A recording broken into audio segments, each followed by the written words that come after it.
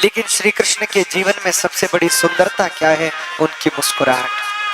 कैसी भी समस्या हो, कैसी भी विपत्ति हो, कैसा भी कष्ट हो, श्री कृष्ण मुस्कुराते हैं बस। उनकी मुस्कुराहट उनके मुख से जाती ही नहीं। वो आप सबसे भी कहना चाहते हैं। देखो, जितने कृष्ण भक्त हैं, कृष्ण भक्त कौन है? जो श्री कृष्ण की तरह सदा मुस्कुराए, जो रोता ही रहे, वो काहे का कृष्ण भक्त है?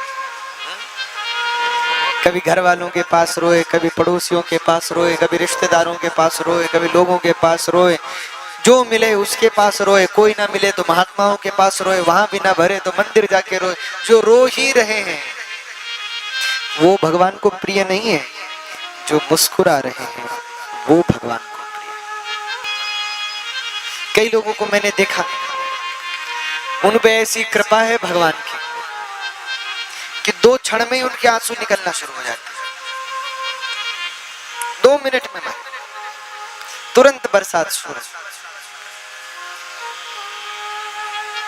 आप कभी मसूरी गए होंगे, मसूरी चक्कर लगाया होगा। मसूरी में हमने 2-3 बार कथा की। वहीं नाग मंदिर है, वहां हमने कथा की। शायद भट्टा में जगह का नाम है मसूरी में। वहाँ नाग मंदिर है, बहुत सुंदर मंदिर है, बहुत भव्य दिव्य कथा होती है। तो 2 बार हमने वहाँ कथा की। हम मसूरी में रहे, वहीं हमारी रुकने की व्यवस्था थी। हमारे बड़े प्रिय थापली जी थे, तो उनके घर पर रुकने की व्यवस्था थी। पहली बार हम इतने परेशान हो, क्यों? कपड़े सूखे ही नहीं महाराज, रोज बारिश, रोज। और फिर जो मंदिर है वो इतनी सुंदर जगह है, बिल्कुल ऐसी बढ़िया सी जगह पर है वो। और फिर लगे कोहरा, और कथा चल रही है, और कथा के बीच में कोहरा हो तो वो पूरा पंडाल भर जाए कोहरे से। वो बढ़िया उन चद्दर से बना हुआ पंडाल है, पूरा भर जाए तो हमको जनता न दिखे, जनता को हम न दिखे। हमने कहा ये भी बढ़िया है, ऐसा लग रहा है स्वर्ग में ही बैठे बादलों के बीच में। लेकिन हमने देखा कि वहां मौसम अभी अभी धूप है, थोड़ी देर में बरसात है, तुरंत बरखा बरस जाए। कई लोग वैसे ही होते हैं, कई लोगों की आंखें भी मसूरी के मौसम की तरह होती हैं, बरसती ही रहती, वो रो ही रहे, हर 2 घड़ी में रो रहे। रोने वाला भक्त नहीं है, मुस्कुराने वाला भक्त। अरे सुख आए, दुख आए, कष्ट आए, विपत्ति आए, जो आए, व्यक्ति मुस्कुराए, यही भक्त की पहचान है।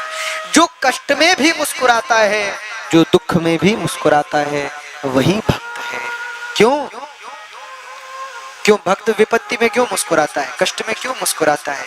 क्योंकि उसको पता है कि मैं भले ही संकट के हाथ में हूं, पर ये संकट भी मेरे गोविंद के हाथ में है, भगवान के हाथ। एक छोटी सी कथा है। एक बार कुछ यात्री एक विशाल नाव से, पानी में चलने वाले शिप होते हैं, जहाज होते हैं, उनसे यात्रा कर रहे थे। बहुत यात्री थे, बढ़िया यात्रा चल रही थी, सब प्रसन्न थे, मुस्कुरा रहे थे। और एकाएक समुद्र में बड़ी बड़ी लहरें उठने लगी, तूफान आ गया, सब घबराए, नाव हिलने लगी। सबको लगता है जीवन का अंतिम पल आ गया, अंतिम घड़ी आ गई। सब घबराए, सब कोई अपने परिवार वालों को याद करने लगा, कोई घर वालों को याद करने लगा, कोई भगवान को याद करने लगा, कोई अपने बच्चों को याद करने लगा, कोई पत्नी को याद करने लगा, कोई मित्रों को याद करने लगा, कोई अपनों को याद करने लगा, और कोई अपने पापों को याद करने लगा कि मुझसे क्या क्या गलतियां हुई, उसके लिए क्षमा मांगू। सब सोच रहे हैं, सब परेशान है, कोई रो रहे हैं, कोई गा रहे हैं, सब परेशान है। उसी बीच में एक स्त्री ने देखा कि सब तो रो रहे हैं, घबरा रहे हैं, कोई बचने के लिए साधन ढूंढ रहा है, लेकिन मेरे पति बढ़िया सोए हुए। हाँ, पानी के जहाज में वो हिल रहा है, तूफान आ रहा है, लहरें आ रही हैं, और उसने देखा कि मेरे पति आराम से सो रहे हैं, और नींद में भी नहीं है, ऐसे ही लेटे हैं, मुस्कुरा रहे हैं। तो पत्नी पहुंच गई।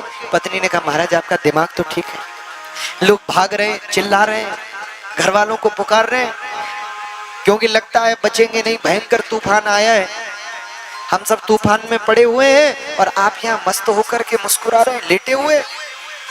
क्या आपको मरने से भय नहीं लगता? कहते हैं पति ने ये बात जैसे ही सुनी, वहीं पे फल रखे थे और फलों के साथ में एक चाकू रखा हुआ था। तो पति ने वो चाकू उठाया और वो उठा और उसने वो चाकू पत्नी के गले पर रख दिया।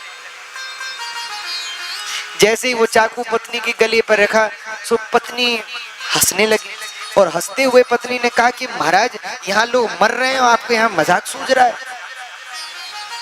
पति ने कहा एक बात बताओ, हमने चाकू तुम्हारे गले पे रखा तो तुम्हें डर नहीं लगा, भय नहीं लगा? पत्नी ने कहा महाराज कैसे लगेगा? बोले क्यों? चाकू है, नुकीला है, कट जाओगे, मर जाओगे। पत्नी ने कहा भले ही चाकू हमारे गले पर है, पर चाकू आपके हाथ में भी तो है। जब तक ये आपके हाथ में है तब तक ये हमारा कुछ नहीं बिगाड़ सकता। उनके पति ने मुस्कुराते हुए कहा, बोले देवी मैं भी तो यही कह रहा हूँ, भले ही हम सब तूफान में हैं, पर ये तूफान भी तो भगवान के हाथ में है, और जब तक ये तूफान मेरे गोविंद के हाथ में है तब तक कोई मेरा कुछ नहीं बिगाड़ सकता। इसलिए मैं प्रसन्न हूं। मुझे पता है हमारे साथ भगवान है, और जब तक वो है, जब हमने किसी का बुरा नहीं किया तो हमारा बुरा कैसे होगा? नहीं होगा, भगवान हमारे साथ। भक्त होने का अर्थ ही यही है कि आपके जीवन में विपत्ति आए, आपके जीवन में कष्ट आए, आपके जीवन में प्रतिकूलता आए, उस परिस्थिति में भी आपका भगवान से भरोसा डिगे नहीं। मुस्कुराओ, सोचो हमारे साथ कोई नहीं है तो क्या, हमारे साथ भगवान है, ये भरोसा रखो। तो हमारे कहने का आशय है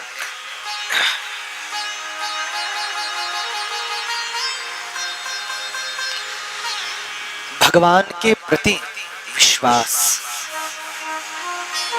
और सदा मुस्कुराना, यही भगवान की सीख है। श्री कृष्ण सदा मुस्कुराते। मैया ने भगवान को झाड़े लगाए,